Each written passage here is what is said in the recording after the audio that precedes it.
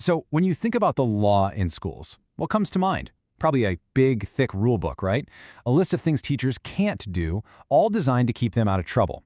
But what if that's a really limited, maybe even a harmful way to see it? Today, we're going to explore a totally different idea, how educators can use the law not just to stay safe, but as a powerful tool for justice. And that really brings us to the core question here. Is the law just a shield to hide behind, or is it a tool you can actually build with? For decades, legal training for teachers has been all about handing them that shield, protecting themselves from getting sued. But imagine if we gave them a toolkit instead. What if we taught them to see the law as a set of tools to actively build a more fair, a more equitable school? All right, so first, let's break down the problem with that old way of thinking. This traditional compliance-based view basically treats the law like a set of rigid instructions. The goal? Super simple. Memorize the rules, follow them to the letter, and, hopefully, stay out of court. It's totally passive. It's a defensive crouch, really. And this quote from Perry Zirkle, wow, it just hits the nail on the head. A legalistic system can fail to deliver equitable and effective outcomes for disadvantaged students. What he's saying is, when you just apply rules without thinking about the context, you can actually make inequality worse. A rigid approach often ends up failing the very students who need the most support, like kids with disabilities, because it can't adapt to their unique situations. It literally prioritizes the rule over the human being. Okay, so here you can really see the two mindsets side by side, clear as day. On one hand, you've got the shield approach. It's all about fear, being passive, just avoiding trouble. But on the other side, you have the tool approach. That's all about empowerment, agency, and actively solving problems. And the shift from one to the other, well, that's the whole game changer we're talking about. So, okay, if the old model is broken, then what's the alternative? Well, that's what this next part is all about. We're going to open up a brand new toolkit for educators. We'll dive into 3 really powerful ideas that can help teachers move from just following the law to actively shaping it for the better. All right, tool number 1 is something called legal consciousness. Now, this isn't about memorizing a bunch of legal jargon, not at all. It's about understanding how legal rules and school policies actually work in the real world. It's about seeing the law for what it is, a system of power that can either keep inequality going or be used to disrupt it. And here's a perfect real-world example. Think about a school dress code. A teacher who's just focused on compliance, they just enforce the rule, no questions asked.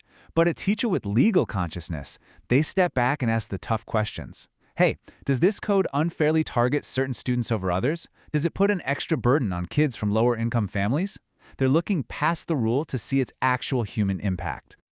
Now, building directly on that idea of legal consciousness, we get to our second tool, critical pedagogy. This idea has its roots in the work of thinkers like Paulo Freire, and the core of it is that education shouldn't just be about pouring knowledge into students' heads. It should be about empowering them and their teachers to question the world around them, to challenge injustice, and to act on it.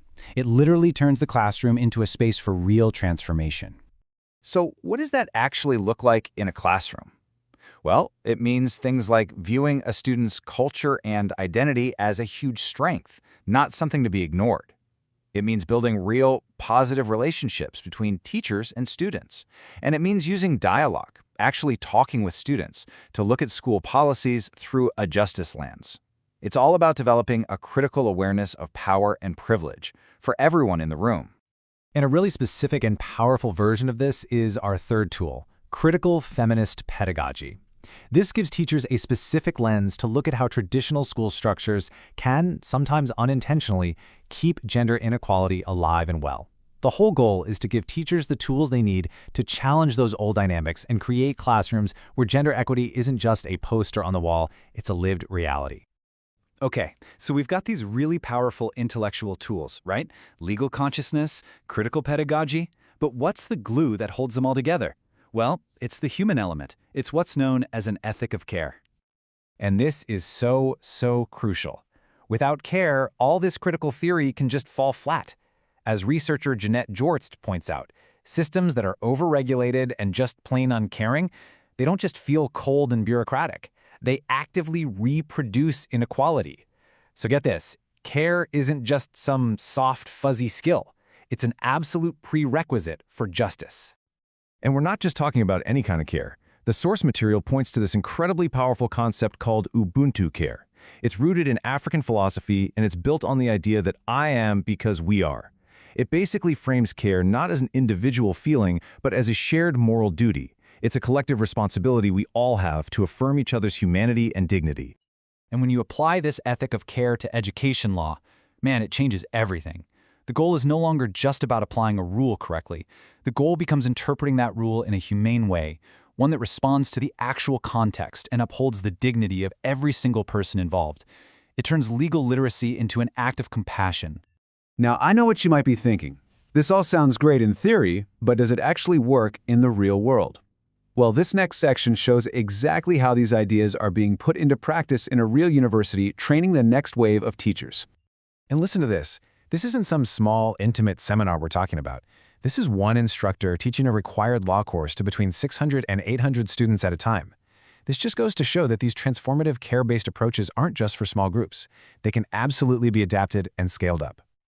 So how do they pull it off? Well, first, they ditch the boring lectures. Instead, they use active learning, like role-playing and tackling real-world problems. Second, they actively embed that ethic of care, creating a sense of community with things like WhatsApp groups and just humanized communication. And third, the tests and assignments aren't about memorizing rules. They're focused on ethical reasoning and critiquing actual policies. And all of this brings us right back to the core mission. It's about creating teachers who are more than just rule followers. The ultimate goal here is to cultivate professionals who are legally competent, sure, but who are also critically conscious and fully prepared to use their legal knowledge as a tool for a more just and caring world. So we end up right back where we started, but hopefully with a totally new perspective. The law doesn't have to be a defensive shield you cower behind. It can be a powerful set of tools for building connection, for building equity, for building justice. The only question left is how will you use it?